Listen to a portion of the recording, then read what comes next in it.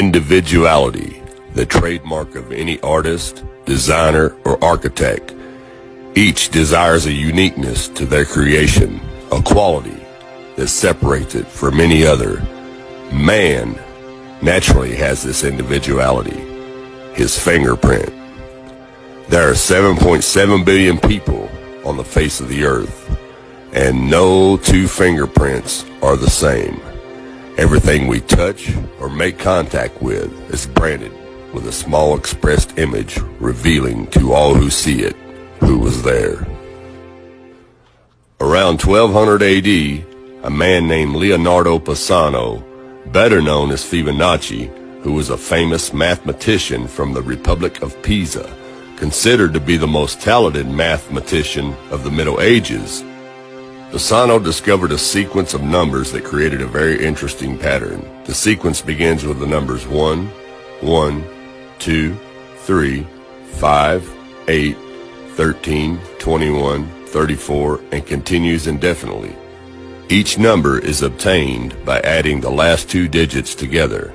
A rectangle with the length and width of any two of the numbers of this sequence forms what is known as the golden rectangle, a perfect rectangle. A golden rectangle can be broken down into squares, the size of the next Fibonacci numbers down and below.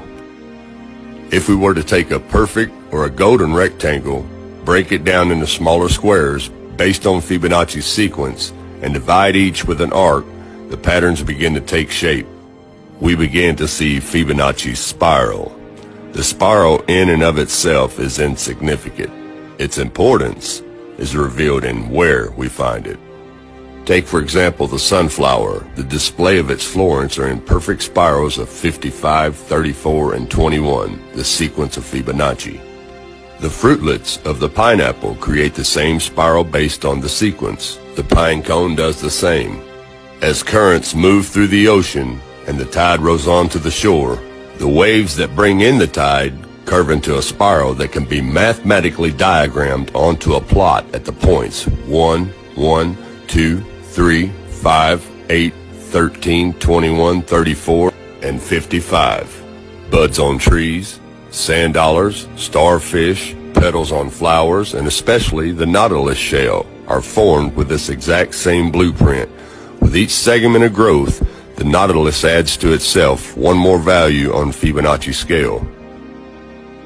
This blueprint can be seen around us on a small scale every day. But the greatest example of all is directly above our heads.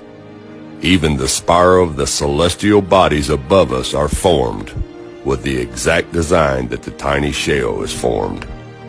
This sequence or blueprint appears to be the trademark of a designer, a proof of a creator, something left behind, indicating the one who was there, a fingerprint.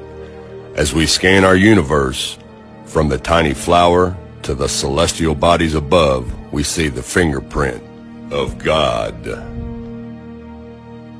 Now this mathematical sequence was discovered in 1100 AD, and it's been hidden from us. They do not teach you this in public school. Now I'm going to switch the camera around and show you how this works really quick. Okay, we start the sequence out with a simple rectangle, and then we make smaller rectangles within that rectangle. Okay, now here's the sequence. 1 plus 1 equals 2. 1 plus 2 equals 3. 2 plus 3 equals 5. 3 plus 5 equals 8. And the sequence can just continue on indefinitely. There's no end to it. We can just keep adding to it, and it just keeps growing larger and larger. 8 and 13 is 21. And you start your spiral going from the first number outward, and that is the Fibonacci sequence. And this simple little mathematical sequence proves that there's a creator. And there's a reason why the government would not allow this, well actually not allow it, they won't fund this sequence to be taught in public schools.